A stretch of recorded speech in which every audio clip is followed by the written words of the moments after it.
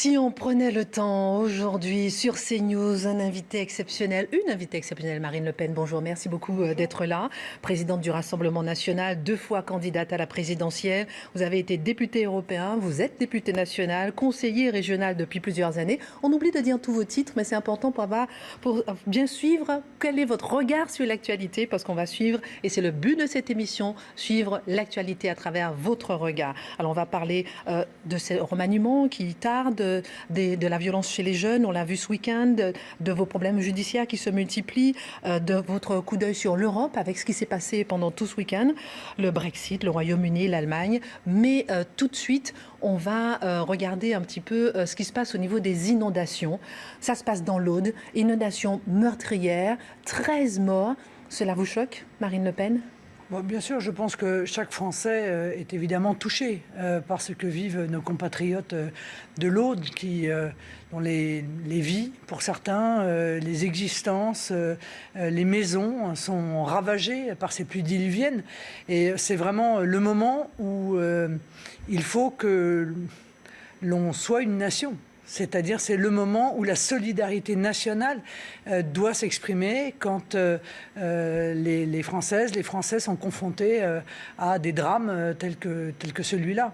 En parlant de solidarité nationale, le Premier ministre et aussi ministre de l'Intérieur, Édouard Philippe, est sur place en ce moment même. Vous voyez les images en direct dans l'Aude. Laure Parra, vous êtes sur place. Quels ont été les premiers mots du Premier ministre, Édouard Philippe, ministre de l'Intérieur ? Bien, écoutez, là, nous sommes à Trèbes et le Premier ministre est attendu à Trèbes d'ici quelques minutes. Il n'est pas encore où nous nous trouvons. Moi, ce que je veux vous dire, qu'à Trèbes, ici, les habitants sont réellement sous le choc. Ils nous répètent sans cesse, nous n'avons jamais vu ça. Nous n'avons jamais vu ça, car on peut dire que le centre-ville de Trèbes est toujours coupé du monde. Les 2 accès principaux sont encore inondés, donc impossible de rejoindre ce centre-ville. Et sachez que les autorités viennent de nous demander d'évacuer dans des accès, car malheureusement, eh bien, les plongeurs viennent à nouveau de découvrir un nouveau corps sans vie dans une des habitations. Et donc, on a vu ces plongeurs arriver avec un brancard, avec un corps sur ce brancard, sur une barque. Le corbillard est arrivé et ensuite, eh bien, donc, les autorités nous ont demandé d'évacuer de la zone. Sachez que l'eau qui est encore dans le centre-ville de Trèbes, eh bien, les autorités ont demandé encore aux habitants d'être très prudents car le courant est encore fort. Merci beaucoup Stéphanie Rouquier. Nous resterons bien évidemment en direct au cas où l'actualité s'accélère sur place, où le Premier ministre et ministre de l'Intérieur s'expriment. Marine Le Pen, j'ai vu la réaction tout à l'heure de Jean-Luc Mélenchon qui dit que le pays est en train de payer naturellement la conséquence de ceux qui n'ont rien prévu, ni en matière de dérèglement climatique. Vous êtes avec lui, d'accord sur ce sujet ? Ce qui est sûr, c'est qu'il faut absolument que l'on puisse savoir s'il y a des manquements en termes d'aménagement du territoire. Parce que ce n'est pas le premier épisode d'inondation que vit notre pays. On a quand même le sentiment que ces épisodes se multiplient depuis un certain nombre d'années. On sait et émergent régulièrement des reproches, des critiques sur la manière dont a été conçue l'urbanisation dans notre pays, sur peut-être les vieilles traditions, les vieilles expériences paysannes qui ont été jetées par-dessus bord, mais qui permettait peut-être d'éviter ce type de problématique. Donc il faut tout mettre tranquillement sur la table, que ce soit dans ce domaine de l'urbanisation ou que ce soit dans les processus traditionnels d'alerte qui doivent permettre les évacuations et qui peut-être n'ont pas mesuré ici comme hier, dans d'autres circonstances, l'importance du phénomène auquel s'est trouvé confrontés les habitants de l'Aude. C'est ce que dit par exemple le porte-parole du ministère de l'Intérieur, Frédéric Delanouvelle, qui dit qu'il y a une fragilité au niveau du système de vigilance orange qui est passé rouge un peu trop tard. Et c'est ce qui fait si les habitants étaient surpris par la violence justement des inondations. Bien, je crois que c'est une amélioration sur laquelle il faut réfléchir. Le gouvernement doit se pencher, bien entendu, car il est terrifiant de voir le nombre de vies qui ont été perdues avec un épisode très court, mais très brutal. Et donc, tout ce qui peut contribuer à éviter la réitération de ce type de drame doit évidemment être mis en œuvre. Et le réchauffement climatique dans tout ça, Marine Le Pen ? Le réchauffement climatique, il est une évidence. Après, la vraie question, c'est est-ce qu'on accepte de remettre en cause le modèle économique ou pas? Parce que on voit des mesures qui sont prises dans tel ou tel secteur. Moi, je crois que c'est le modèle économique, en réalité, qu'il faut intégralement remettre en cause. Ce modèle économique ultralibéral, ce modèle économique fondé sur le libre-échange, qui fait qu'on est en train de malmener notre planète. On va chercher des produits à 10 000 km pour les vendre 10 000 km plus loin, avec les conséquences sur le bilan carbone. On demande en quelque sorte à la nature des rendements qui sont ceux offerts par l'économie financiarisée. C'est-à-dire on demande des rendements à 14-15% à la nature qui peut n'en fournir que 2 à 3%. Et donc, cette réflexion-là, nous la portons au Rassemblement national. Nous allons la développer dans le cadre des élections européennes. Est-ce qu'il n'est pas temps, très largement temps, de revenir à la proximité, de revenir au circuit court, de revenir à une économie par cercle concentrique où l'on consomme d'abord ce que l'on produit, puis ce que produisent nos voisins, plutôt, encore une fois, que cette espèce de course au moins-disant qui nous fait aller chercher des produits qui pourraient être fabriqués en France à l'autre bout de la planète. On va parler de l'Europe tout à l'heure, longuement, largement, mais le réchauffement climatique, justement, il n'a pas de frontières. Il faudra justement composer avec l'Europe, avec tous les partenaires européens et mondiaux, pour pouvoir régler ce problème. Oui, mais vous savez, l'Europe que nous voulons voir émerger, c'est précisément l'Europe des coopérations. C'est l'Europe qui se parle, mais c'est aussi l'Europe qui se respecte. C'est aussi l'Europe des frontières. C'est l'Europe des nations. Je crois que les nations sont les plus performantes pour régler les problèmes auxquels nous sommes confrontés. Or, on voit bien d'ailleurs que l'Union européenne n'a rien apporté dans ce domaine-là. Je suis désolée, mais regardons par exemple le glyphosate. On a eu le sketch du glyphosate, permettez-moi, où le président de la République est venu nous expliquer que dans 3 ans, le glyphosate sera interdit en France. Mais ce qu'il a oublié de dire, c'est qu'en réalité, l'Union européenne lui interdit de prendre ce type de décision.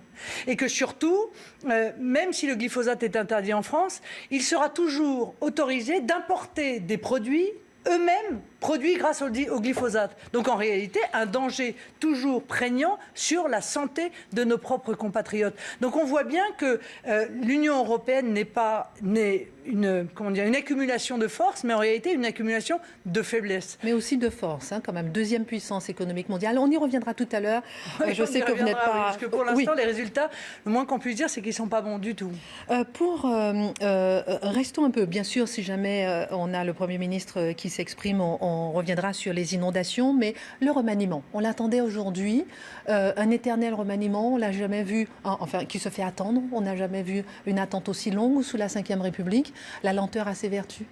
Non, je ne le crois pas. Honnêtement, quand il s'agit de désigner un ministre de l'Intérieur, la lenteur est un défaut, et même un défaut grave. Car nos compatriotes ont évidemment le droit d'avoir un ministre de l'Intérieur qui s'occupe à plein temps de leur sécurité au moment où précisément chaque jour qui passe amène son lot d'ultra-violence. Chaque jour qui passe, on voit nos enfants tués pour un mauvais regard, pour des bisbilles. Enfin, ça devient tout à fait terrifiant. Et il n'y a pas de ministre de l'Intérieur. Il y a un Premier ministre qui joue le rôle de ministre de l'Intérieur. Évidemment, aujourd'hui, on comprend que le remaniement a été repoussé compte tenu des événements dramatiques, climatiques qui ont eu lieu. Mais enfin, écoutez, depuis des semaines, nous savions que Gérard Collomb était sur le départ. Et ce gouvernement n'a pas anticipé cela. Il n'y a personne pour prendre le poste de ministre de l'Intérieur. C'est peut-être pour mieux faire, pour analyser le bon profil, pour justement avec la haute autorité de la transparence de la vie publique, pour bien vérifier les profils. Tout ceci se fait en amont. Il est inouï que depuis des jours et des jours et des jours, il n'y ait pas de ministre de l'Intérieur. En amont, Gérard Collomb, il a plutôt surpris quand même. Je ne crois pas qu'il ait surpris, car en réalité, il avait déjà annoncé qu'il souhaitait partir. Et alors, si le président de la République et le Premier ministre ne savaient pas que Gérard Collomb voulait partir, ils étaient les seuls à ne pas le savoir. À la Nicolas Hulot. Donc on a le sentiment d'avoir en même temps de l'amateurisme, de l'irrésolution, parce que comme si le choix jusqu'au dernier moment n'était pas fait, et on joue au dé la personne qui va être chargée du ministère de l'Intérieur. De toute façon, je vais vous dire, c'est la direction politique qui importe, en réalité. Plus en fait que la personne qui va prendre évidemment le poste. Je pense qu'il n'y a pas de direction politique concernant la lutte contre l'insécurité dans notre pays. Il y a un désintérêt du président de la République quasiment manifeste et manifesté d'ailleurs à l'égard de tout ce qui touche au régalien. Ça ne l'intéresse pas. Pendant la campagne, il nous avait expliqué qu'il n'allait pas faire en une nuit un programme contre le terrorisme, ce qui prouve qu'à la fin de la campagne présidentielle, il n'avait aucune vision de ce qu'il fallait faire contre le terrorisme. Je crois que contre l'insécurité, contre la délinquance, contre la criminalité, et non plus, il n'a pas de programme. Alors justement, vous avez beaucoup évoqué cette violence. On a vu ce jeune, 13 ans, mort, tué à un coup de barre de fer dans les Lilas, au Lilas, en Seine-Saint-Denis. Ces violences, elles existaient déjà, ces guerres des gangs, mais c'est de plus en plus violent avec des jeunes de plus en plus jeunes. En l'occurrence, celui-ci, il avait 13 ans. On va faire un petit point avant de vous faire réagir sur ce qui s'est passé ce week-end, sur cette guerre des gangs qui existe déjà depuis un moment, mais avec une violence exacerbée aujourd'hui, avec Anne Maquignon. Il suffit parfois d'une broutille, d'une petite étincelle pour animer l'animosité entre deux bandes rivales. Depuis 2 ans dans la capitale, les affrontements entre deux groupes d'adolescents sont de plus en plus nombreux. Il y a 2 semaines encore à Garges-les-Gonesse, un jeune garçon avait été sauvagement molesté sur un parking pendant de longues minutes par une dizaine de jeunes armés de barres de fer, de béquilles, de boules de pétanque. La victime, un jeune garçon de 17 ans, avait eu besoin de 67 points de suture au visage. Quand on l'a vu, c'était très très grave. Elle était gonflée un peu. Elle était gonflée partout. On ne voyait pas ses yeux, c'était mélangé, le nez, les yeux, tout était mélangé, il y avait du sang. Mais il était réveillé, il était conscient. Après, il me dit « Maman, ne pleure pas, maman, ne pleure pas ». Les images font froid dans le dos et marquent les esprits par leur caractère de plus en plus violent. Depuis 2016, 250 rixes ont été recensés dans la capitale et toute la région parisienne est concernée. Ces 8 derniers mois, 5 jeunes de 15 à 25 ans ont été tués sur les trottoirs parisiens. La plupart du temps, les affrontements éclatent en plein espace public et les jeunes utilisent presque systématiquement des armes blanches. En janvier, Ismaël, 15 ans, avait été poignardé dans le dos en pleine rue dans le 11e arrondissement de la capitale. Un affrontement bref mais d'une violence rare. Des jeunes de 14 et 15 ans avaient été interpellés. Le phénomène des bandes n'est pas nouveau, mais les auteurs sont de plus en plus jeunes. En 2017, à Paris et en Petite Couronne, sur les 291 interpellations liées aux bandes, 80% sont des mineurs. La mairie de Paris, entourée par le monde associatif, éducatif, par des familles, des éducateurs, a lancé début octobre des états généraux sur le phénomène des rixes. Le but, présenter début 2019 une stratégie parisienne de prévention pour éviter ces affrontements violents. Mais le phénomène ne se limite pas à la capitale. À Angoulême, fin septembre, une trentaine de jeunes armés de battes de baseball et de sabres japonais avaient attaqué un bus sans faire aucun blessé. Selon le ministère de l'Intérieur, 90 bandes organisées et structurées sont présentes sur tout le territoire. Marine Le Pen, baisse de l'autorité parentale, baisse de l'autorité politique. Quelle est la cause de cette violence, de cette recrudescence? Incontestablement, baisse de l'autorité politique. On assiste à un véritable ensauvagement où la vie humaine n'a plus ne suscite plus aucun respect. C'est terrifiant de voir cela et il faut à un moment donné poser le constat. Nous allons faire au mois de novembre un colloque sur ce sujet parce que je crois qu'on est confronté là à une forme de terrorisme du quotidien. C'est-à-dire l'idée, c'est de s'approprier un territoire et pour s'approprier un territoire, alors on use de la terreur. C'est-à-dire plus on est violent et plus on va pouvoir imposer sa loi à l'autre. Mais ceci n'est possible que parce qu'on est dans des zones de non-droit. Car il faut dire des choses. Les policiers ont abandonné ? Mais ce n'est pas les policiers qui ont abandonné. Ce sont les politiques qui ont abandonné. En réalité, les policiers, on ne leur donne pas d'instructions. Et lorsqu'on leur donne des instructions, bien souvent, ils sont confrontés à des magistrats qui eux-mêmes n'ont pas reçu des instructions pour retrouver une fermeté dans ce domaine. L'immense majorité, entendez bien ce que je dis, l'immense majorité des faits violents tels que ceux-là, sont le fait des 700 zones de non-droit qui existent en France aujourd'hui. Soit ça se déroule dans ces zones-là, soit les auteurs vivent dans ces zones-là. Et qu'est-ce qu'il faut faire ? Eh bien, il faut que ça redevienne une priorité. Il faut que la police réinvestisse ces quartiers, que les pompiers puissent y aller sans se faire caillasser. Il faut que l'État, la République française, reprenne ses droits dans ces quartiers qui sont totalement des zones de non-droit. Le problème n'est que politique, l'autorité parentale, le fait que les jeunes ne sont plus les mêmes, le fait que les jeunes, par exemple, en moyenne à 8 ans, ils ne se sont plus les jeunes d'avant. En moyenne à 8 ans, ils ont déjà vu une image de violence sur les téléphones portables, etc. Et pourquoi ? Parce que la réprobation sociale n'est plus là. Vous comprenez que la police, elle a besoin d'être accompagnée par la réprobation sociale, par une population qui est en désaccord avec les actes qui sont menés. Là, la population, elle est dans la terreur. Elle n'agit plus, elle ne dénonce plus, elle ne témoigne plus, parce qu'une minorité, ça reste une minorité, mais une minorité impose la loi du plus fort. Il faut donc briser cette minorité-là, violente et même ultra-violente. Il y a un certain nombre de milliers de chefs de bande. Et ceux-là continuent à agir. Ils sont dans les rues et, encore une fois, ils commettent ce que j'appelle, moi, un terrorisme du quotidien, parce que leur objectif, c'est de terroriser les autres. Une personne peut en terroriser 100, vous savez. Les gens se barricadent. Une personne peut en terroriser 100. À partir du moment où il est ultra-violent, alors, en face de lui, eh bien, il y a une forme de soumission. Et on arrive à une situation où on est dans la politique de l'évitement. On s'enferme chez soi, on ne sort plus à certaines heures, on ne va plus dans certains quartiers, on ne prend plus certaines rues, on ne s'habille plus. Vous seriez au pouvoir, comme Marine on le Le Pen. souhaite. Qu'est-ce que vous feriez ? Eh bien, encore une fois, j'agirais déjà directement sur ces quelques 4 000 ou 5 000 chefs de bande. Je donnerais des instructions au parquet. Exemple. C'est-à-dire ? Oui, qu'est-ce que vous feriez ? Mais je les poursuivrai devant le tribunal et je donnerai des instructions au parquet pour qu'on ne se retrouve pas comme à Rodez avec le tueur de l'adjoint au maire qui avait été signalé 42 fois à la police. Voilà. Et après, qu'est-ce qu'on en fait ? Il n'y a pas de place dans les prisons. Non, mais on va faire Alors moi, je vais faire de la place dans les prisons. Je vais d'abord passer des accords avec les pays dont sont issus les 22% d'étrangers qui sont dans nos prisons pour qu'ils puissent effectivement leur peine dans leur pays d'origine.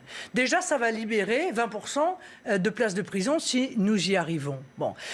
Deuxièmement, je pense que la faiblesse, le laxisme de la réponse pénale est en fait le terreau de la délinquance actuelle.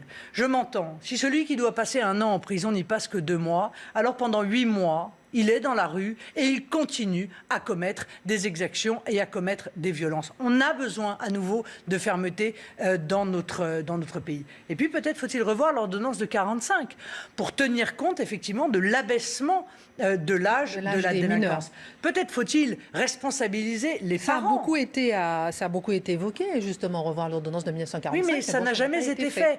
Responsabiliser les parents en leur disant on ne peut pas continuer à vous accorder des allocations familiales alors que manifestement vous ne remplissez pas votre responsabilité de parents. On voit des gamins de 8 ans, 9 ans être dans la rue à minuit, 1h du matin. Ces faits-là sont inadmissibles. Mais encore une fois, oui, c'est une responsabilité des parents, mais pas seulement. C'est aussi le signal qui a été lancé. Le signal du laxisme, il est inouï. Ces gamins ont le sentiment qu'ils peuvent faire absolument ce qu'ils veulent. Là, et pour donc, ils font ce qu'ils veulent. Alors, je vais vous dire une chose, une phrase simple mais qui résume tout. Les délinquants et les criminels ne s'arrêtent pas. Il faut les arrêter. Voilà. Si on ne les arrête pas, alors ils ne s'arrêteront pas d'eux-mêmes. Marine Le Pen, restons dans le domaine de la justice. Cette fois, vous, en matière d'affaires des emplois fictifs présumés du Front National au Parlement européen, vous êtes pourvu en cassation. Ce week-end, vendredi, vous étiez poursuivi avant pour abus de confiance. Vous avez vu votre mise en examen aggravée pour détournement de fonds publics. Vous n'avez pas parlé au juge ? Non, je n'ai pas parlé du juge pour une raison simple. C'est que je pense que les juges ne peuvent pas juger de la nature, de la relation entre un assistant parlementaire et son député, sauf à violer la séparation des pouvoirs. Donc je rappelle que c'est la base de notre fonctionnement démocratique. J'ai donc saisi la Cour de cassation de ce sujet-là. Et elle va nous dire au mois de novembre, elle se réunit et elle va nous dire est-ce que j'ai raison ou est-ce que les magistrats ont raison de faire ce qu'ils font. Voilà, j'ai juste demandé quelques semaines aux magistrats avant que ce sujet qui est fondamental soit tranché par notre plus haute juridiction. Alors la différence avec cette mise en examen aggravée, c'est quand même que si vous êtes condamné, là, votre peine peut être assortie de 10 ans d'inéligibilité. Là, on va plus loin. Je vois bien que l'objectif de certains magistrats, c'est d'essayer de trouver l'incrimination la plus infamante. Bon, alors aujourd'hui, on change d'incrimination. Il n'y a pas un fait nouveau. Rien. Mais on change d'incrimination pour qu'elle soit la plus infamante possible, puisqu'en fait, l'objectif, c'est de salir médiatiquement. C'est pas facile de dire ça à chaque fois. Ah non, non, c'est pas facile du tout. Et c'est surtout pas facile de le vivre. Je vais vous le dire très honnêtement. Je sais que vous évoquez souvent aussi François Bayrou, le MoDem, qui eux aussi sont poursuivis pour emploi fictif et on n'a pas de réponse pour l'instant. On a non seulement aucune réponse, mais à double aucune vitesse. Procédure. Mais évidemment qu'elle est à double vitesse. Je pense que tous les Français s'en rendent compte qu'on n'est pas traité de la même manière que les autres. Tout le monde se rend compte de cela, qu'on est victime d'une injustice permanente. Écoutez, je suis poursuivi pour avoir publié des images de Daesh pour répondre à un journaliste qui faisait une comparaison entre Daesh et le Rassemblement national. Je trouvais ça indigne. J'ai donc dit Daesh c'est ça, je suis poursuivi. À la suite de ça, on veut me soumettre à une expertise psychiatrique. Là aussi, vous êtes poursuivi parce que vous avez publié... Je publie l'expertise psychiatrique pour en saisir les Français, parce que je pense que c'est quand même pas anodin que la présidente du premier parti d'opposition de France soit soumise à une expertise psychiatrique. On me poursuit pour avoir publié l'expertise psychiatrique. Marine vous n'avez Le Pen, pas le sentiment qu'il y a un acharnement? Est-ce que vous comprenez quand même que un kidam peut-être publier les images de Daesh, mais vous êtes quand même, vous avez des responsabilités, vous êtes suivi, je veux dire... J'ai pas le droit de dénoncer Daesh? J'ai pas le droit de montrer la réalité? Oui, mais est-ce que c'est pas attiser la haine, justement, lorsqu'on publie l'image? Non, c'est une question contre Daesh? Est-ce que c'est pas... Non, mais ça, j'assume. Enfin, je veux dire, s'il s'agit de pousser nos compatriotes à haïr cette organisation barbare, j'assume totalement. Ça ne me pose absolument aucun problème. Il y a un moment donné, il va falloir qu'on retombe sur nos pattes, d'accord? Et qu'on sache quand même où est le bien et où est le mal. Et si on n'ose pas dire ce qu'est le mal, alors on ne peut pas le combattre efficacement. Alors moi, je dis, le mal, c'est Daesh. Et pour cela, moi, je suis poursuivi. Mais est-ce que vous savez que ça a scandalisé les médias étrangers ? En Allemagne, en Grande-Bretagne, aux États-Unis, ils sont tombés de leur chaise en disant mais comment est-ce qu'on peut poursuivre une responsable politique parce qu'elle dénonce les exactions de Daesh? Personne ne comprend cela. La France aujourd'hui est en train, à cause de son gouvernement, de marcher sur la tête et de marcher au passage sur nos libertés individuelles, sur nos droits politiques, sur notre liberté d'expression. Et je pense que beaucoup de nos compatriotes en prennent conscience. Et moi, j'appelle le gouvernement à revenir à la raison. Ça veut pas... On combat loyalement un adversaire politique. On le combat idée contre idée, argument contre argument. Mais on n'utilise pas ce type de moyens qui étaient pour certains des moyens utilisés sous l'Union soviétique. Est-ce que ça veut dire que vous vous sentez au-dessus des lois ? Et pourquoi serais-je au-dessus des lois? Je dis qu'une responsable politique nationale a le droit de dénoncer les exactions d'une organisation criminelle qui a fait près de 300 morts sur le territoire national. C'est ça le droit. C'est ça la loi. Et je vais vous dire, c'est ça le bon sens. Parce que si ça n'est pas vrai, Mme Kélimé, alors on va poursuivre tous les journalistes pour avoir diffusé la photo du petit Aylan mort échoué sur une plage au motif que c'est attentatoire à la dignité de ce petit garçon? Alors où vont se poser les limites de ce qu'on a le droit de dire et de dénoncer quand on est un journaliste ou quand on est un responsable politique? Comprenez? Je veux dire, c'est pas moi que je défends dans cette affaire. Le journaliste, par exemple, il peut ne pas, il bénéficie du secret des sources. Vous non, par exemple. Je pense, par exemple, à l'ordonnance que vous avez publiée. Non, mais je vais vous dire, c'est pas tout à fait la même chose. Faisons donc un parallèle. Ça voudrait dire que les journalistes sont mieux protégés que les responsables politiques d'opposition. Les journalistes, ils ont un devoir d'informer. C'est pas du tout la même chose. C'est pas du tout la même chose. Ah bon, et vous croyez que moi, j'ai pas un devoir d'informer? Non, c'est pas pareil. Ah, mais moi, je crois que j'ai un devoir d'informer. Moi, au moment où il y a des informations qui sont passées quasiment sous silence et où d'autres font la une et on ne sait pas Qui décide pourquoi certaines font la une et d'autres sont passées sous silence? Bien sûr que c'est ma responsabilité de chef de parti politique que de mettre la lumière sur ce qu'on cherche à cacher ou à atténuer auprès des Français. Bien sûr que c'est mon rôle. Ou alors, il faut nous dire quel est notre rôle. Il faut nous expliquer que nos droits politiques sont limités, sont restreints. Eh bien, en tout cas, moi, je me battrai pour qu'ils soient les plus larges possibles parce que je crois que c'est ça qui fait une vraie démocratie.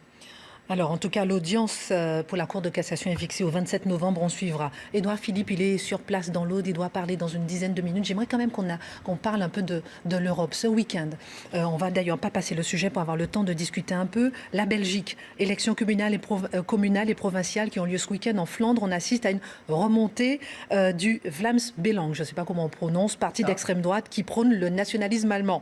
Un mois pour toi. Le nationalisme flamand. En Allemagne, la deuxième région la plus riche d'Allemagne gouverne depuis 50 ans par le parti de Merkel, a subi un sacré revers. Ce week-end, on a beaucoup parlé avec l'AfD, parti d'extrême droite. L'AfD qui a séduit par sa crise migratoire. Qu'est-ce que ça veut dire? Ça veut dire que là, vous sentez pousser des ailes, c'est-à-dire que la Hongrie, la Pologne, l'Italie, vous avez des alliés déjà pour l'Europe. Bon, ça veut dire d'abord qu'on accole le terme d'extrême droite à tout mouvement qui s'oppose à l'immigration. Je pense qu'il faut que chacun comprenne ça. En réalité, extrême droite, ça n'a aucune autre signification. Laurent Wauquiez, aucune autre signification que d'appliquer à des mouvements qui s'opposent à l'immigration une formulation dont on espère, là encore, qu'elle sera perçue négativement. C'est quoi la définition de l'extrême droite? Mais c'est pas à moi qu'il faut poser cette question, car moi, je conteste formellement d'être d'extrême droite. Il faut poser cette question-là à ceux qui utilisent en permanence ce terme. Bon, car aucun des critères de l'extrême droite ne correspond ni à ce que nous souhaitons nous, ni à ce que souhaite l'AfD, ni à ce que souhaite la Ligue, ni à ce que souhaite le Vlaams Belang, ni à ce que souhaite le FPO, ni à ce que souhaite aucun. Comment vous reconnaissez vos alliés? Nos alliés, ce sont d'abord ceux qui sont attachés à la souveraineté de leur nation, qui considèrent que la démocratie ne peut pas se faire sans le peuple, et que donc c'est lui qui doit avoir le dernier mot. Et c'est essentiel en Europe, car le vrai débat, c'est le débat d'une Union européenne devenue aujourd'hui totalitaire, qui avance par le chantage, qui avance par la menace, qui s'oppose aux volontés exprimées par les différents peuples. On l'a vu avec le référendum en 2005 en France, aux Pays-Bas. On l'a vu avec ce qui se passe aujourd'hui avec le Brexit, où l'Union européenne fait tout pour essayer de redéclencher une guerre, quand même, quasiment, avec l'Irlande. Bon, c'est cela, en réalité, non, mais pour le Brexit, c'est pas redéclencher une guerre. C'est-à-dire que là, pour l'instant, on essaie de voir un accord. Le Brexit n'arrive pas justement à sortir vraiment de l'Union européenne. Ils essaient de trouver un accord. Ils n'arrivent pas à trouver, justement parce qu'il y a une question de frontière. Est-ce qu'on va mettre une frontière physique entre l'Irlande et la République, l'Irlande du Nord et la République d'Irlande? Non, mais pourquoi ça vous fait sourire? Ça me fait sourire parce que je vois bien l'Union européenne depuis des mois, par l'intermédiaire de M. Barnier, en réalité souffler sur les braises pour que le feu reprenne. L'idée fondamentale de l'Union européenne, c'est de punir la Grande-Bretagne. Parce que le peuple britannique a décidé de partir. Or, l'Union européenne considère qu'on n'a pas le droit de la quitter. D'ailleurs, on n'a aucun droit en réalité que celle de se soumettre et d'obéir. Et donc, on veut punir la Grande-Bretagne pour que la Grande-Bretagne ne donne pas éventuellement des idées à d'autres. Et on voit bien que l'Union européenne, sur ces histoires de frontières, souffle sur les braises. Alors même qu'on s'aperçoit que, par exemple, il existe une frontière entre la Norvège et la Suède, qui fait partie de l'Union européenne, et que cette frontière, objectivement, elle est quasi inexistante. Elle fait l'objet de quelques contrôles mobiles, mais donc sans vous plus. soupçonnez l'Union européenne de vouloir arriver à un no deal, c'est-à-dire qu'avant mercredi, à un no deal. On fait tout pour ne pas arriver à les laisser partir de l'Union européenne. Il y a quand même cette montée. Pas ne pas les laisser partir, car ils sont partis. Mais faire en sorte que l'addition soit la plus salée possible. Vous voyez, que le peuple britannique souffre le plus possible. Bon. En même temps, il y a beaucoup de voix qui s'élèvent pour qu'on puisse refaire un vote, pour qu'on puisse justement redonner la voix au peuple. Qu'est-ce que vous dites de ça? Mais écoutez, si on commence à partir là-dessus, je peux vous dire qu'il y a énormément de voix en France de gens qui aimeraient qu'on refasse l'élection présidentielle. Ah oui. Mais vous voyez, on l'a fait. La démocratie, c'est le respect des institutions. Voilà, il y a eu un vote et donc il faut le respecter. Et on ne revote pas jusqu'à ce qu'on vote bien. Voilà. Parce que ça, c'est pas une démocratie en l'occurrence. Donc moi, je crois qu'il faut respecter le vote des Britanniques. Mais pour répondre à votre question, qu'est-ce qui nous relie? La souveraineté. l'attachement que nous avons à la liberté et à la démocratie qui nécessite que les peuples aient le dernier mot. C'est le refus de l'ouverture totale des frontières qui met nos pays confrontés à une difficulté majeure compte tenu des flux migratoires que nous vivons. C'est tout cela qui nous relie, si vous voulez. C'est l'attachement à notre identité et le droit pour chacun des peuples de défendre son identité. Quand vous dites l'Europe des nations et des libertés, c'est quoi liberté dans La liberté, c'est la liberté du peuple, ça s'appelle la souveraineté.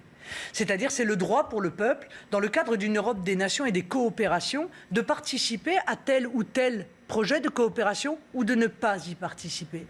De négocier l'étendue de sa participation. Exactement comme Airbus. Souvenez-vous, Airbus, c'était un projet entre nations. L'Union européenne n'avait rien à voir là-dedans. Ça a plutôt bien fonctionné. Mais ça n'était pas carcéral. Vous voyez, il n'y avait aucune obligation. Aujourd'hui, on est en train, par exemple, d'imposer à des peuples d'accueillir des migrants alors que de plus en plus de peuples n'en veulent pas. Ils ne veulent plus de ces migrations. Eh bien, on les condamne pour cela. On condamne leur gouvernement, on met en œuvre des procédures de sanctions contre leur gouvernement, on les menace même de ne plus verser la quote-part auquel ils ont droit, par exemple, d'investissements structurants dans leur pays. Mais bon sang, c'est l'Union soviétique, quoi. Arrêtons, disons les choses telles qu'elles sont. C'est devenu l'Union soviétique. Eh bien, moi, je n'ai pas envie de vivre dans l'Union soviétique. Et je comprends que M. Orban, qui lui-même a quelques expériences dans ce domaine, n'ait pas non plus envie d'être sorti d'un régime totalitaire pour entrer dans un nouveau régime totalitaire. Matteo Salvini, que vous avez été voir en Italie, vous le comptez parmi vos alliés. L'autre jour, il disait quand même que la France devrait accueillir plus de migrants. Mais c'est normal. Matteo Salvini, il met les pays européens face à leurs propres contradictions. Il dit, vous êtes des hypocrites. Vous nous imposez l'ouverture des frontières et en réalité, vous vous déchargez de ces flux migratoires que vous faites venir. Non, mais c'est pas un copain du coup. Il vous dit, vous gardez vos migrants et nous on garde nos migrants. Matteo Salvini, il dit qu'il faut arrêter cette immigration. Voilà. Il dit qu'il faut arrêter cette immigration, mais que compte tenu des règles applicables aujourd'hui, il met la lumière sur l'hypocrisie de la France, notamment, qui dit il faut beaucoup d'immigration, mais pas chez nous. Bon. C'est violent. Oui. En réalité, personne n'en veut. Alors mettons-nous d'accord pour dire on retrouve la maîtrise de nos frontières nationales, on arrête cette immigration, on arrête d'aider les passeurs qui sont qui font de la traite humaine, on met en œuvre des accords de coopération avec les pays dont sont originaires les immigrés pour empêcher cette immigration, mais aussi pour développer la coopération avec ces pays pour fixer les populations dans leur pays d'origine. Voilà ce qu'il dit Matteo Salvini. Parce qu'aujourd'hui, nous sommes, c'est vrai, submergés, l'Europe, par cette immigration. Mais il n'y a pas que le continent. Il y a aussi, excusez-moi, mais notre outre-mer dont on ne parle jamais. Jamais nulle part. Pas même à peine pour donner la météo là-bas. Bon, on ne parle pas de Mayotte, qui vit une situation... Est-ce que vous êtes plébiscité à Mayotte, dans tous ces départements et territoires d'outre-mer parce que je m'intéresse... Qui sont tout petits et entourés, mais parce que je m'intéresse à eux, parce que je ressens leur souffrance face, encore une fois, à la situation dans laquelle ils vivent. Moi, j'aimerais que tous nos compatriotes sachent ce qui se passe à Mayotte, où il y a quasiment un couvre-feu, où près de la moitié de la population est clandestine, où l'insécurité est endémique, où nos compatriotes mahorais ne peuvent plus trouver un terrain de libre. Par exemple, qu'à Mayotte, on peut arriver à trouver une solution. Mais oui, Mayotte, comme la Guyane, avec le Brésil, on peut arriver avec une solution contre l'immigration, mais c'est impossible. Mais pourquoi? C'est impossible. Mais pourquoi? L'Australie arrive bien à trouver une solution. En faisant quoi? En mettant des barrières, des frontières? Mais d'abord en étant clair, Madame Kay, clair. Nous n'accueillerons pas de clandestins chez nous. Soit vous venez de manière légale... Ça ne suffit pas, les paroles. Mais bien sûr, non, ça ne suffit pas. Deuxièmement, nous coupons toutes les pompes aspirantes de l'immigration. Ne venez pas, vous ne trouverez rien. Ni aide médicale d'État, ni logement, ni éducation, la population locale ni santé, va en ni souffrir. rien. Voilà. La population locale elle-même va en souffrir. Population nationale peut en souffrir. Mais pourquoi? Vous croyez que moins d'immigration, ça va la faire souffrir? Mais moins d'immigration, ça va la faire respirer, ça va la faire souffler. Est-ce que vous ne croyez pas qu'à Mayotte, le système de santé croule? Et pas seulement qu'à Mayotte. Ici aussi, en métropole, notre système de santé croule sous la prise en charge de l'immigration. Un événement climatique d'une incroyable intensité. un certain nombre des habitants que j'ai rencontrés, vous-même, monsieur le maire, m'avez dit que dans la mémoire du village, la dernière fois que quelque chose d'aussi intense s'était produit, c'était en 1891. Et encore, manifestement, l'événement a été encore plus intense et encore plus brutal qu'en 1891. On est donc face à un phénomène tout à fait exceptionnel qui explique en partie l'intensité du bilan et la lourdeur du bilan. Je voudrais faire un mot sur ce bilan. Il est, à l'heure où je vous parle, de 10 personnes décédées. Nous avons cru qu'il allait monter jusqu'à 13 personnes décédées. En réalité, c'est 10 personnes décédées. Évidemment, de nombreux blessés, des dégâts matériels qui sont très lourds. Alors, je voudrais d'abord exprimer toute ma sympathie et tout mon soutien aux familles des victimes et à toutes celles et ceux qui ont vu aujourd'hui ou cette nuit leur vie basculer, soit parce qu'ils ont eu peur. Beaucoup d'habitants de Villegayen m'ont dit cela. Je viens de voir une vieille dame qui se déplace difficilement et qui a vraiment cru que sa dernière heure était venue parce que l'eau est montée très vite chez elle. Ils ont eu peur, ils voient leur commerce, leur habitation, leurs moyens d'aller travailler emportés par la crue. Et donc je veux vraiment les assurer de tout notre soutien. Ce matin, nous avons pris contact avec la Fédération française des sociétés d'assurance pour indiquer combien il était nécessaire que les indemnisations des particuliers puissent être les plus rapides possibles. Nous allons mettre en œuvre la procédure de catastrophe naturelle accélérée et nous allons veiller dès mon retour à ce que l'ensemble des administrations concernées puissent prendre les bonnes mesures qui s'imposent pour pouvoir accompagner tous ceux qui ont subi des dommages et ont été meurtris. Je voudrais dire un mot sur la remarquable mobilisation des secours. Ils ont été prépositionnés pour certains d'entre eux dès avant-hier. Dans la nuit, un certain nombre de secours que j'ai rencontrés, notamment des sauveteurs maritimes, étaient prépositionnés sur l'ensemble des points nécessaires. Jusqu'à 700 sapeurs-pompiers ont été mobilisés. C'est 12 hélicoptères au total, si j'ajoute ceux qui ont été mobilisés sur l'Hérault, qui sont intervenus. Je voudrais saluer le très grand calme, le très grand professionnalisme de l'ensemble de ceux qui concourent aux opérations de secours, d'assistance. Aujourd'hui, quand on les croise, ils ont les cernes sous les yeux, mais ils savent que ce qu'ils font est essentiel et qu'on compte sur eux. Je voudrais aussi associer à ces remerciements les militaires, et notamment les militaires du 3e régiment parachutiste d'infanterie de marine, qui se sont évidemment immédiatement portés au secours des populations et qui vont contribuer pendant la nuit et pendant les nuits qui viennent à la sécurisation des habitations afin que l'ensemble des biens et des personnes puissent savoir que dans cette période de détresse, la puissance publique est à leur côté. Je voudrais aussi remercier les élus et puisque je suis avec monsieur le maire, dire combien l'effort de solidarité et d'engagement a été remarquable chez les communes, pour le conseil départemental, pour la région, l'ensemble des collectivités territoriales. Il faut aujourd'hui d'abord s'attacher à traiter l'urgence. L'urgence, c'est le secours, c'est des recherches qui peuvent continuer. C'est faire en sorte de pouvoir rétablir l'eau dans la dizaine de communes qui se trouvent désormais privées d'eau potable. C'est rétablir l'électricité. On est monté jusqu'à 8500 foyers qui étaient privés d'électricité ce matin. Il y en a désormais 5500, c'est-à-dire que les services ont déjà commencé à travailler et je les en félicite. Et puis ensuite, il faudra reconstruire en pensant toujours à l'adaptation de notre mode de vie et de notre urbanisme à ces phénomènes climatiques dont tout indique qu'ils sont à la fois plus intenses et plus fréquents qu'auparavant. Il y a beaucoup de choses qui avaient été faites ici dans l'Aude. En 1999, les gens d'ici se souviennent d'un épisode de crue et de pluie torrentielle qui avait duré 48 heures, qui avait causé des dégâts immenses, qui avait été à l'origine de 26 décès dans le département. Il y a beaucoup de choses qui ont été faites depuis, des aménagements, des systèmes de prévention des crues. Ils ont fonctionné pour un certain nombre d'entre eux et s'ils n'avaient pas été installés, s'ils n'avaient pas été construits et financés, si l'habitude n'avait pas été prise dans le travail avec les élus et les services de l'État, le bilan aurait sans doute été plus lourd, mais nous pouvons constater combien il est nécessaire de, là encore, toujours travailler en confiance et avec détermination pour garantir le meilleur niveau de sécurité.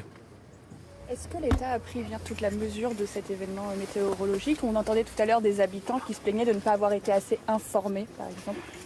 Écoutez, j'ai indiqué quel avait été le prépositionnement des forces de secours. Elles se sont mobilisées avant l'événement, pendant l'événement, avec beaucoup de célérité et d'engagement.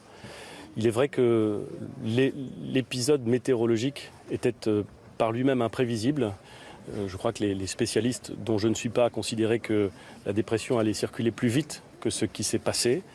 Il est vrai aussi que faire passer d'une vigilance orange à une vigilance rouge à 3 heures du matin, c'est assez facile à dire, mais pour que l'information arrive à tous ceux qui sont endormis ou à tous ceux qui ne sont pas forcément à l'écoute, et on ne peut pas leur en vouloir, c'est évidemment beaucoup plus compliqué. En tout cas, moi je veux dire combien l'ensemble des services de l'État ont été concentrés, mobilisés, déterminés à apporter les secours, et combien nous leur devons. Parce que si le bilan n'est pas plus lourd, si les secours ont pu intervenir rapidement, c'est aussi à eux qu'on le doit. À votre connaissance, Monsieur le Premier ministre, reste-t-il encore des personnes portées disparues ? Écoutez, je m'exprime avec prudence sur le sujet. Je crois qu'il faudra plutôt poser la question à Monsieur le Préfet. J'ai compris qu'il y avait une personne qui était encore recherchée. Et donc, je suis très prudent dans le bilan définitif. Mais à l'heure où je vous parle, nous avons 10 personnes décédées de façon certaine. Merci beaucoup. Merci à vous. Voilà, en retour, vous avez pu, en direct sur CNews, vous avez pu écouter Édouard Philippe, Premier ministre et ministre de l'Intérieur, rappeler ce bilan revu à la baisse de 10 morts au lieu de 13 morts. Marine Le Pen, vous avez pu écouter le ministre de l'Intérieur en direct. Votre réaction ? Excusez-moi, mais vous compatissez. Je ne sais pas quelle réaction avoir, parce qu'en réalité, le Premier ministre a exprimé ses condoléances, a fait un bilan de la situation, et j'espère que d'ici quelques jours, peut-être annoncera-t-il des mesures qui seront prises pour éviter précisément la réitération de ce type de problématique. Mais ça pose aussi la question des investissements structurants de l'État. Ça pose aussi la question du rôle des régions. Est-ce que, en quelque sorte, on n'a pas trop transféré aux régions sans leur donner les moyens d'agir ? Est-ce que ces problèmes de sécurité ne relèvent pas exclusivement de l'État ? Et est-ce que les investissements qui doivent être faits pour sécuriser un certain nombre de territoires face à ces problématiques climatiques ne doivent pas précisément peser sur l'État ? C'est toutes ces questions-là, je crois, en réalité, dont c'est le moment de parler et peut-être de s'interroger. On va s'interroger en tout cas sur l'antenne de CNews toute la soirée. On était dans notre élan sur l'immigration. J'ai tellement de questions à vous poser. Mais je vous en prie, je suis là pour ça. Non mais, par exemple, Matteo Salvini, il veut fermer les aéroports aux migrants.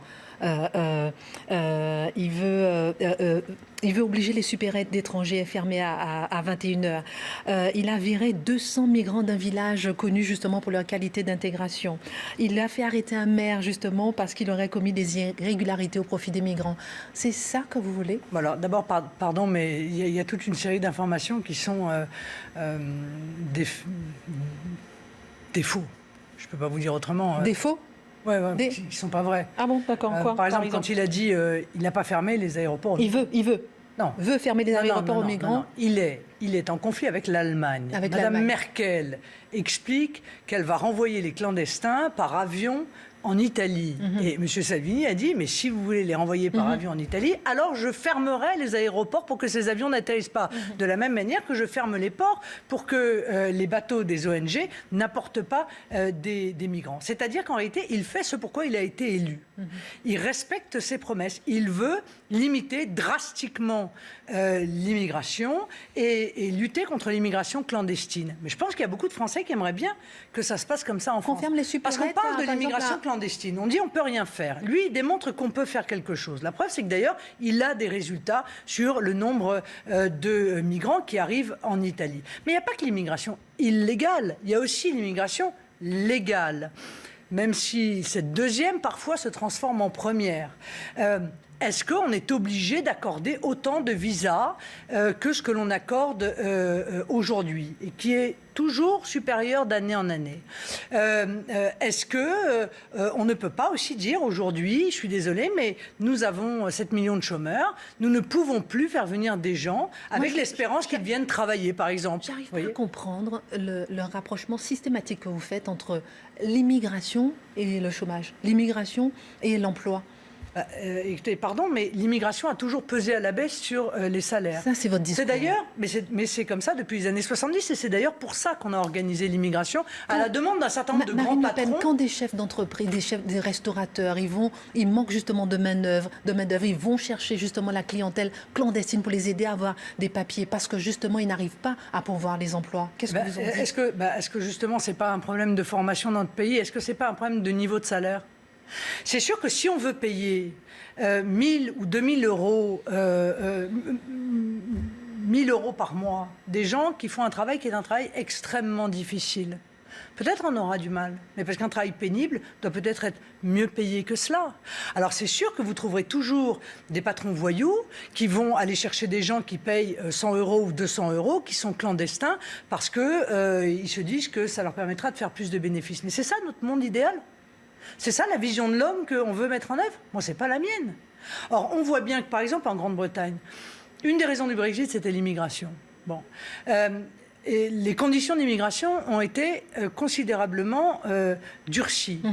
Quelle a été la conséquence immédiate ? Une hausse des salaires. Pourquoi ? Parce qu'en fait, l'immigration, elle sert à embouteiller de manière artificielle le monde du travail. Vous comprenez ? Et c'est un phénomène d'offre et de demande.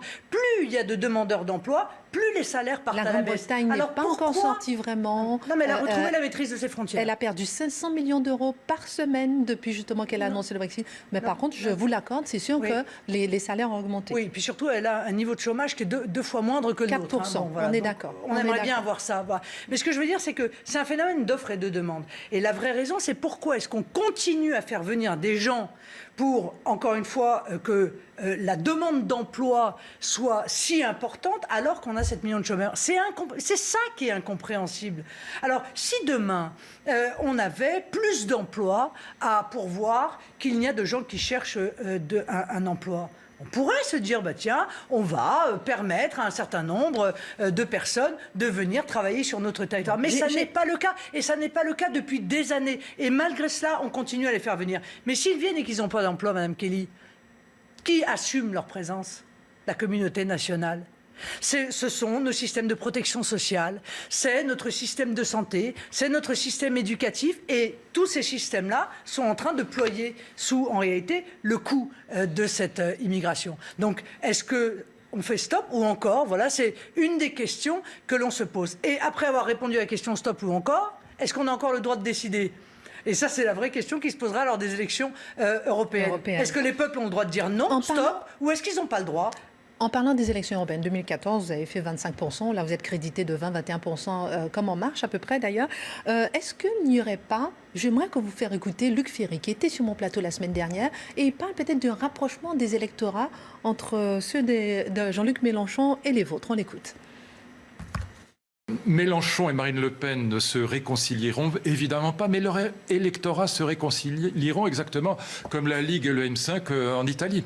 Et là, les deux électorats sont très proches. Au fond, le programme de Marine Le Pen, anti-européen, keynésien sur le plan économique, elle est anti-libérale à fond, contrairement à son père et contrairement à sa nièce. C'est exactement le programme de Mélenchon. À 2 capis près, c'est les mêmes. Voilà. C'est le même populisme. À part sur les questions d'immigration, pour le reste, c'est le même programme économique et le même populisme. Donc je dis que les électorats se réconcilieront sur le dos de la démocratie assez rapidement. Votre réaction, Marine Le Pen? Oui, c'est un peu caricatural, c'est le moins qu'on puisse dire. Il fait énormément de raccourcis. Oui, c'est sûr que Jean-Luc Mélenchon partage avec nous une contestation extrêmement vive de l'Union européenne. Oui, je crois qu'il considère lui aussi que c'est au peuple de décider et pas à des commissaires gris et anonymes qui nous imposent leur diktat. Pour le moins, nous sommes en désaccord sur un sujet qui est fondamental, qui est précisément le sujet de l'immigration. Et oui, mais c'est très important, parce que, quelque part, la critique que formule M. Mélenchon de la mondialisation sauvage, elle est boiteuse. Car le meilleur ami de la mondialisation sauvage, c'est l'immigration. C'est une des conséquences de la mondialisation sauvage. Et la mondialisation sauvage a besoin précisément de l'immigration. Donc je le trouve, moi, incohérent dans ce domaine-là, mais j'ai vu que plus de la moitié de ses sympathisants étaient, par exemple, contre l'accueil de l'Aquarius. Donc je pense que le clivage nationaux-mondialiste, il est en train de traverser aussi le parti de M. Mélenchon et qu'il va falloir qu'il fasse une clarification dans le cadre de cette élection européenne. Exactement comme M. Wauquiez, qui lui aussi est traversé par ce clivage. Les vieux clivages, gauche, droite, extrême gauche, tout ça, ça n'a plus aucun sens. La vraie question, c'est est-ce que vous êtes sur la rive des nationaux, c'est-à-dire de ceux qui non seulement veulent que la nation soit le berceau de la démocratie et que puissent s'exprimer les protections qu'offre la nation, ou est-ce que vous êtes sur la rive des mondialistes, c'est-à-dire que vous considérez qu'il faut qu'il n'y ait aucun obstacle au commerce, ni les frontières, ni les enracinements, ni les systèmes de protection sociale, ni les traditions, ni les identités, ni rien de tout cela. Moi, je suis clairement sur la rive des nationaux. D'accord, c'est ce que vous voulez défendre en tout cas pour cette union des nations et des libertés que vous défendez pour l'élection européenne qui arrive bientôt. Juste un mot avant de passer la main à Laurence Ferrari sur le hashtag Balance ton maire. Alors là, qu'est-ce que vous en pensez? Parce qu'on voit qu'aujourd'hui, le gouvernement s'est dit qu'il est contre la stigmatisation des maires. Il n'empêche que c'est un hashtag qui a été lancé par rapport à ces maires qui ont augmenté la taxe d'habitation. Qu'est-ce que vous répondez à ça? Bon, d'abord, je vais vous répondre que dans les villes Rassemblement National, les impôts n'ont pas augmenté et même dans certaines d'entre elles, ils ont baissé. Parce que nous savons que la pression fiscale qui pèse sur nos compatriotes est considérable. On a vu d'ailleurs qu'on a encore dépassé un seuil au niveau national des taxes et des impôts qui pèsent sur nos compatriotes. Un seuil qui est aujourd'hui insupportable, il faut quand même le dire, entre l'essence, le fioul, le tabac, la CSG et j'en passe et des meilleurs. Mais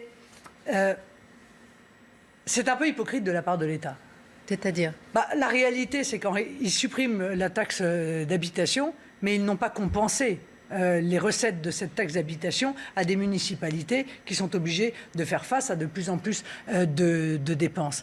Alors, en réalité, ils poussent les maires, et c'est peut-être là vraiment le cynisme du gouvernement. Il pousse les maires à augmenter la taxe d'habitation ou à augmenter la taxe foncière pour contrebalancer les effets de la suppression de la taxe d'habitation. Moyennant quoi, les pigeons, ce seront toujours les contribuables qui, eux, vont continuer à voir s'alourdir sur eux le poids de la fiscalité. Le gouvernement donnera le sentiment que ce n'est pas de sa faute, c'est de la faute des maires. Alors, il y a des maires qui sont tout à fait excessifs. Monsieur Estrosi, par exemple, a augmenté de près de 20%. 19%. Considérable. Vous imaginez cette augmentation. Mais le gouvernement n'a pas fait mieux quand il a augmenté de 20% la CSG, qui a pesé sur tout le monde. Et il faut bien le dire, qui ne sera pas compensé, et on le sait, pour des millions de retraités. Comment vous feriez, vous, si vous êtes au gouvernement, justement, pour qu'on puisse sortir de l'endettement, qu'on puisse y arriver? Alors, cet endettement que l'on traîne depuis des décennies et des décennies, oui, et qui s'aggrave. Et qui ne cesse de s'aggraver, et qui continuera à s'aggraver, parce qu'en fait, les politiques d'austérité qui sont mises en œuvre, et on l'a vu en Grèce, peut-être grandeur nature, hein, la Grèce, où j'ai dit l'Union européenne a perdu son âme, mais en plus, elle a perdu de son expertise, car on nous avait expliqué qu'en mettant en place une politique d'austérité, on allait régler le problème de la dette, régler le problème du déficit. Or, on s'aperçoit que l'austérité aggrave le problème de la dette et du déficit. Donc oui, il y a des économies à faire et nous nous en ferons. Il y a des économies à faire sur l'Union européenne qui nous coûte 21 milliards d'euros par an. Alors on en retouche une partie, mais il y a une partie qui est brûlée chaque année. Il y a évidemment des économies à faire sur la fraude sociale. Par exemple, rien n'est fait concernant la fraude sociale.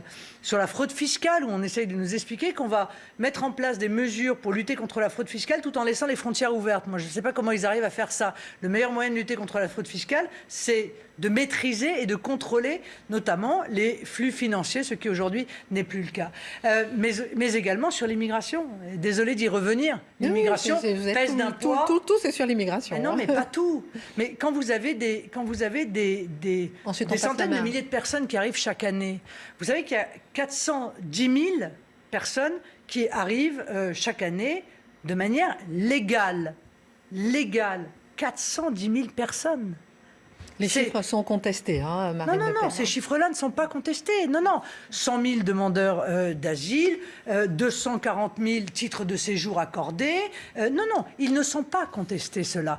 Eh bien, il faut, encore une fois, les faire vivre. Et alors qu'il y a 7 millions de chômeurs. Donc ce sont effectivement des dépenses qui sont des dépenses considérables. Alors je sais bien que personne ne veut en parler. Et d'ailleurs, quand les sociologues et les économistes cherchent à mesurer le poids que représente cette immigration, ils se font mettre en général au banc de la société. Mais je vais vous dire, Madame Kelly, un truc sûr. Ils finiront par dire la même chose que nous.